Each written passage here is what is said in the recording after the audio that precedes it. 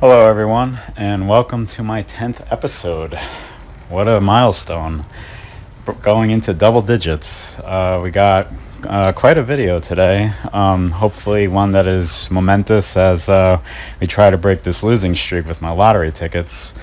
And you can see over here I got all my snacks and drinks while out here at sea. We're currently on our way to Houston, and hopefully we can pull off a win as we discuss some things today. So let's jump into this week's lottery ticket. Looking for a win here, much like that person in Illinois who didn't go to work this weekend as he won the Mega Millions jackpot, which blew up to $1.28 billion. So, that's quite a lot of money. It reminds me of a story that I saw a long time ago when the jackpot was up to like 900 million. And a single mother in Massachusetts with 2 children won it. And she won it with her own numbers and only one set of numbers on one ticket. And that's what kind of interests me with these jackpot winners. I'm wondering if they choose their own numbers or if they do a quick pick. I wish they told you that, because I'd be curious if they actually won by doing a quick pick. But anyway, let's get into this week's lottery ticket. We'll start with the bonuses. Still looking for a bonus win, and it looks like we got one. Finally broke this winning streak, or the losing streak. We got a winner here, $100. I knew a bonus was going to come through. So we are halfway back to our original investment. We had invested $400 in this, and we got $200 back. So we're halfway there. Let's see if we get another bonus. It's totally possible. But yeah, we got a winner, a bonus winner. Now, it has been my experience when you win a bonus, you're not going to win anything down here, but it is still possible, so let's see. But I'm happy we got a winner on our 10th episode. So that has some great foreshadowing. So let's take a look at our numbers here.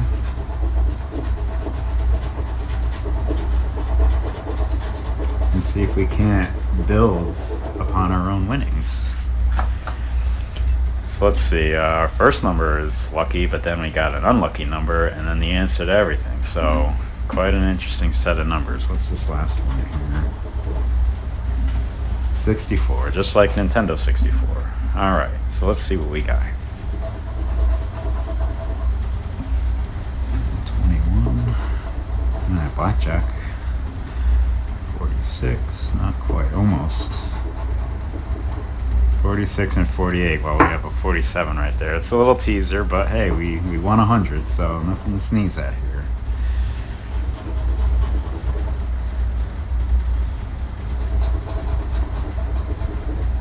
And 12. And we had that 13, so we were close. 18. No, we had 17. 39. 62. Oh, another teaser. Unbelievable. Oh, bumping uglies. There it is. You can get that almost every week. 16 and 17. Almost there. 36. 63.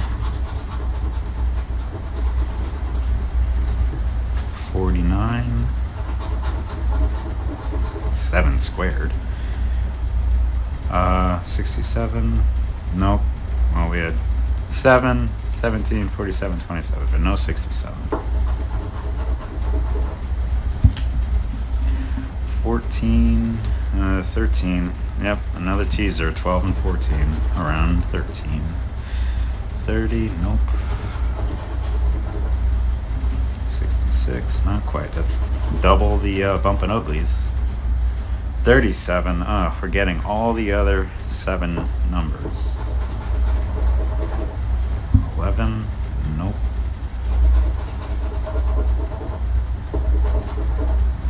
Niner, not quite.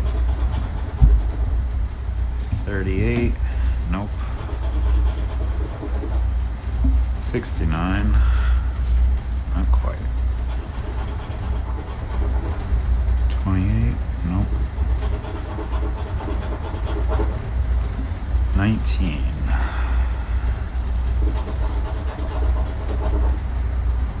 34. Nope, we had 64. 40. 31. No, we had 13. 60.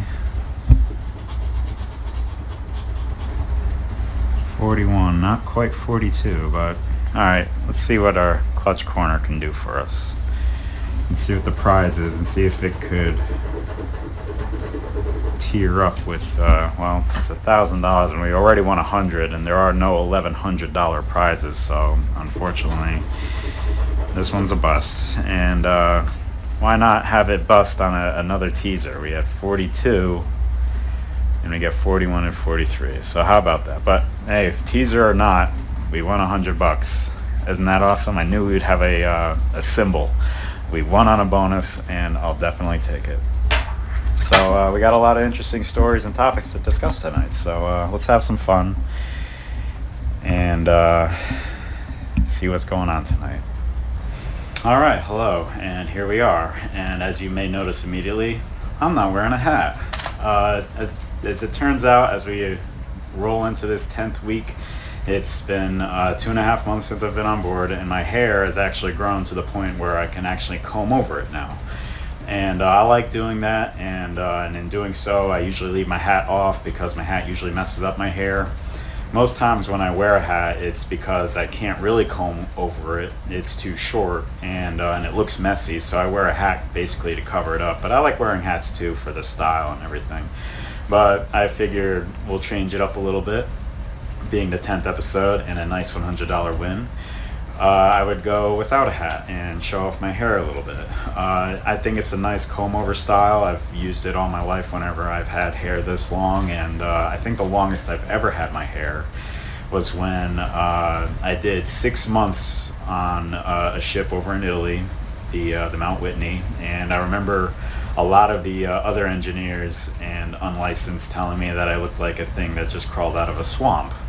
My hair was so long and messy, and I definitely have pictures of them. And it was also around the time when I did a lot of traveling for vacation, actually. My younger brother was stationed over in Hawaii, and I went and visited him for a few days. And then my older brother was in San Diego at the time, and I went and visited him. And in doing so, I met up with some other old friends who were on that ship, believe it or not. And then I flew home and I finally got a haircut, but my hair was ridiculously long and it was really messy and difficult to clean. So honestly, I don't know how women do it, but I do like my hair well maintained and a good length to where I can comb it like this. And usually before I get on a ship, I will do a crew cut or a high and tight, a short high and tight. Because most, if not all ships now, don't really have a barber, and I've never really attempted to cut my hair myself. I would always need somebody else to do it, and nobody ever really carries hair cutting equipment. So I can't, go around asking somebody to give me a haircut, and I don't know how much I would trust their hair cutting skills anyway. So by keeping my hair as short as possible before I get on a ship, will allow me to go as long as possible without needing a haircut or having my hair get outrageously long. So, but I remember I went, I think, like 8 months without shaving, and there were definitely times where I had more hair on my chin and cheeks than I did on the top of my head. So, but I only did that once. As soon as I shaved it all off, I never let it grow that long again. I only did that once, and I guess you can call that my beard era. But it was definitely interesting and a change of character for myself.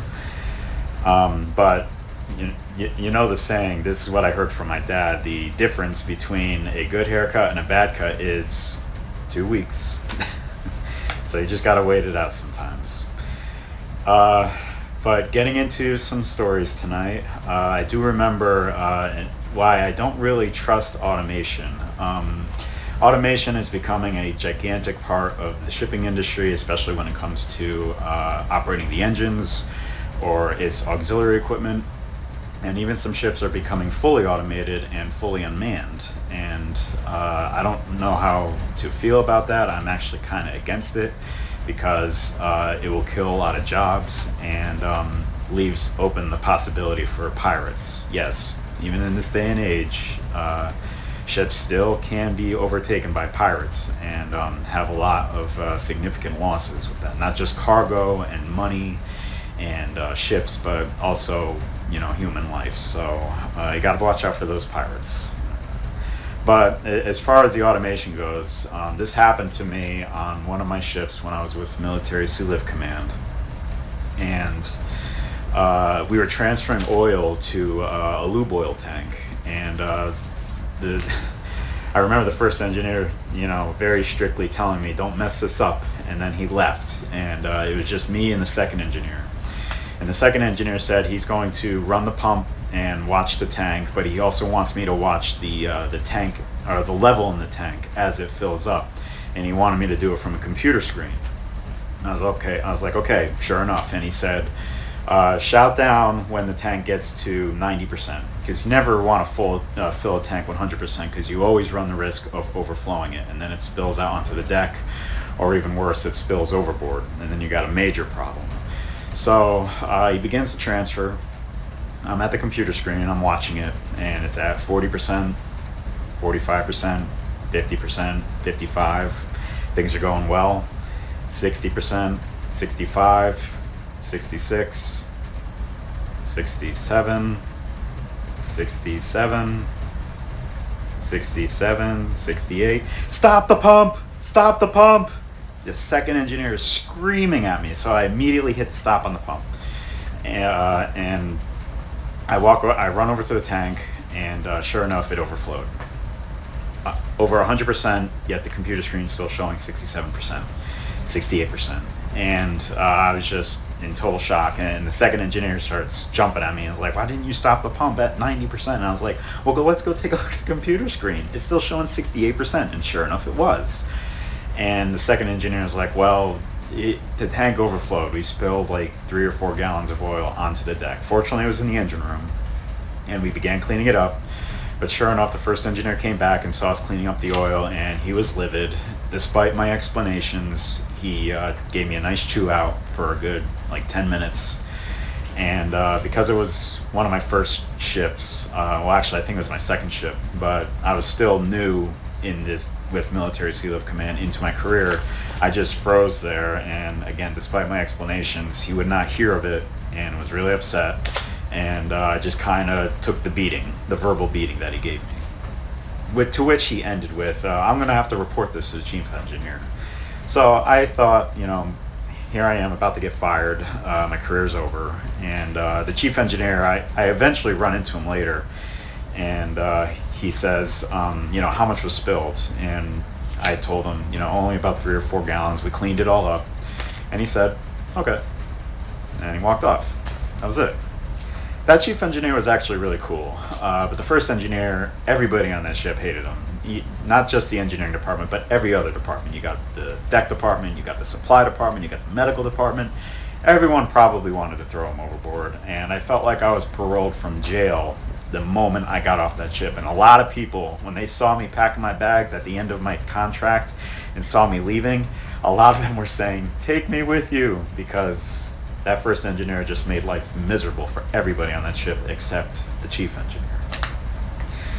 So today was actually kind of rough. Despite this being a special episode, being my 10th one and winning $100, unfortunately I had the unfortunate responsibility of cleaning out the MSD, which is the marine sanitary device, which is where all the sewage of the ship, from toilets and sinks and the laundry and the galley and showers, all go into. And I had the unfortunate responsibility of cleaning it all out. And it took a few hours, and it was pretty nasty, but I have seen worse and I have dealt with worse, so it wasn't as bad as it could have been. But I had to pump everything out, and then flush out the pump, and then rinse out each chamber, and test the float sensors. I had to clean them too, but I had to test them for alarms to make sure that they actuate when the tank level gets high enough. And then I had to call the chief engineer to do a final inspection on it, to which he took about 5 minutes, and then he said, okay, button it all up. And, I was like, a several hour job for a 5 minute inspection. Sometimes that's how it goes on these ships. I remember I spent several hours just cleaning the bilges for the Coast Guard to come on board and just walk through in like 2 minutes just to say the bilges look good. And it's like, well, thanks, 4 hours of difficult effort, going into this work, and you only look at it for 2 minutes and just say it looks good. And, it didn't really add up to my efforts. But when it comes to the MSD, you do find some weird stuff in the strainers. I have found, rags and toiletry products and gloves. We always try to tell the crew, and I actually told them last week at a safety meeting, don't flush anything down the toilets other than human waste and ship-issued toilet paper and the approved cleaner. You don't want to flush bleach down the toilets because it kills the bugs in the MSD. The bugs will break down all the sewage and eat it all and then treat it, and then it'll be safe to discharge overboard clean, treated sewage or water when we are a certain distance out from land. Most ships do 12 nautical miles, and in some areas it could be as little as 3 nautical miles. But I have come across some strange things, and no matter how many times we tell the crew not to flush these things down the toilet, they end up doing it because we find it in the strainers later. Like I said, I found rags, I found those flushable wipes, which don't work with MSD systems. They will work okay with shoreside applications, but you can't use them on a ship. I found rubber gloves, I've found a bar of soap once. And another engineer told me he found chicken wings. You're not supposed to flush any food down there because that can clog the system too. And the list just goes on and on. But at least I haven't found any used prophylactics. I have heard of the stories and other engineers finding those in the MSD system, and that's not fun. It's not fun to begin with, seeing all that accumulation of everybody's sewage down there, but that's just the nature of the job sometimes. So let's see. I do have another MSC story on the same ship with the engineer who gave everybody problems. And I've gotten different reactions from people regarding this story. I've told it to a few people already, and like I said, I got different reactions. It's usually the action I'm looking for is that they laugh because they've never heard of such a thing, but they end up just having a bunch of questions, and I don't blame them because I've had questions too. Basically, this happened while I was off duty, but I was on the ship, and I heard about it later. And the ship has 2 engine rooms for 2 propellers. One engine for each propeller, and one engine room follows the orders of another engine room. So the bridge will call down to that one engine room with like a request for a certain RPM, and then the other engine room has to respond to it. But one of the engineers in the other engine room did something very seriously wrong, but it was caught in time. It didn't cause any significant damage, but it had the potential to do so. I think they call that a near miss. But, and I don't know what the fault was. I think they wanted to go ahead, but the other engine room went astern instead. So you had one engine going ahead, the other going astern, doing a very serious turn, and they could have almost crashed into port. We were getting ready to leave port when this happened. And again, they caught it just in time. And the chief engineer was there with the watch engineer, or the third engineer, who made the error, but it got corrected. And the chief engineer turns to him and says, "If you ever make a mistake like that again, I will punish you by making you date my daughter." And everybody down in the engine room just kind of turned their head like, what? And it certainly popped open my eyes when I first heard of that story, because that's a threat I've never heard before. And it just raised a lot of questions, like how bad was his daughter? Was she as mean as he was? Or maybe she was tougher than him? Or she had a bad attitude? Or she was stronger? Or maybe she was unpleasant looking? Or, the list goes on with a bunch of questions, and a lot of people would, ask me those things, and I'd be like, I don't know. I just was in total shock when I first heard that, because I thought it was going to be something, more traditional, like you're going to get fired, or I'm going to write you up, or you're going to leave at this port or whatever. So when I first heard that, I was like, whoa, that's something you're probably not going to forget. But anyway, I do want to wrap up tonight with a poem, but the poem itself actually reminds me of two other side stories, which I'll get into before I read the poem. It's a really nice poem, one of my favorites. I learned it in college, and it reminds me of my time in Notre Dame High School. And I was sitting in one class with one of my favorite teachers, Mr. Hoffman. Great teacher. Really loved going to his class and learning from him. And he was actually going to give us a test on the Notre Dame Code, which is, I think, like the Notre Dame Man.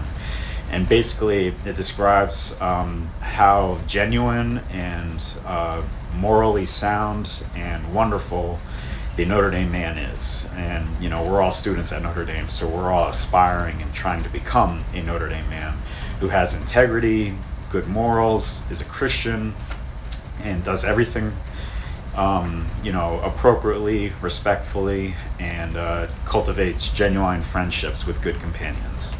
And he was going to give us a test on this, and it was a long poem or a saying, but he offered this challenge to all of us, to the students, and he said, if one of you can get up here, just one of you, can get up in front of the class and recite the entire Notre Dame Code of the Notre Dame Man, word for word, without making a mistake, no one has to take the test, and I'll give everyone a 100% on the test for your grade. And everyone just stared wide-eyed like, whoa. And I was up for the challenge. And in fact, some people turned to me and was like, we know you can do this. And the test was in 1 week.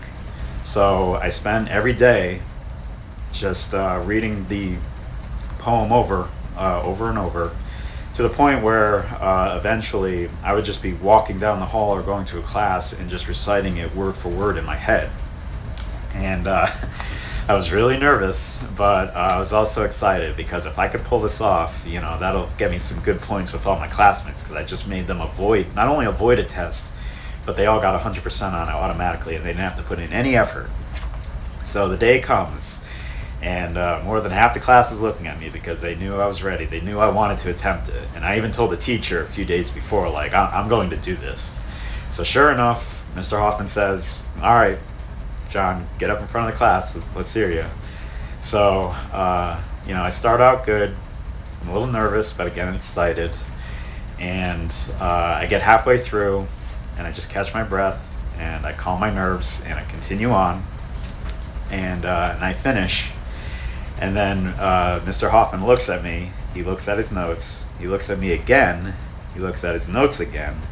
And then finally he looks to me with a smile and says, okay. And everyone erupted with applause and cheers, because no one had to take the test that day, and I'm sure more than half of them didn't really study it. But everybody got 100%. Everyone was really happy, and all my friends were very happy with me. But then Mr. Hoffman offers an additional offer, saying if someone else can do the same thing that I had just done, then he'll give everyone a 110 out of 100 instead of a 100 out of 100, effectively boosting your grade even more. Unfortunately, no one did, but I heard some of his other classes did have like 2 or even 3 people recite it, and they got the extra bonuses. So that's kind of what this poem reminds me of. And this poem reminds me of one other situation.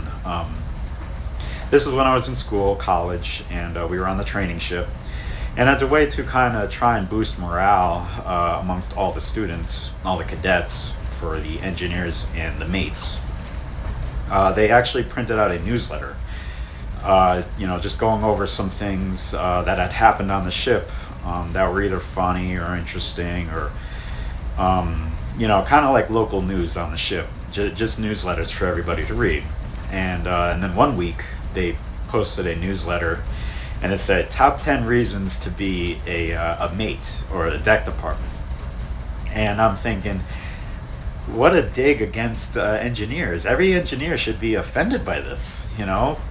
So I actually took it one step further. I went and found the person who does this weekly newsletter, and I told them, or I wrote it all down. I told them, here, I want you to publish this in next week's newsletter, or whenever you publish it next. And I had 10 top reasons to be an engineer, and they were the conversely reasons to be a mate. And one of my favorite ones was, one of the reasons to be a mate is that there's no loud noises in the bridge. And what I had written in response was, down in the engine room, you hear the noise of progress. And I just really love that one. That's one of the top 10 that I remember for forever. But anyway, on to the poem. The poem is very nicely titled, The Engineer and the Mate at the Pearly Gates. All right. Oil-soaked shoes, all covered with grime, polished shoes with a brilliant shine, sweated clothes all stained with grease, shirt, tie, and pants well creased, oily, scarred, and calloused hands, manicured fingers looking grand. Thus they approached the pearly gates, the engineer and the mate.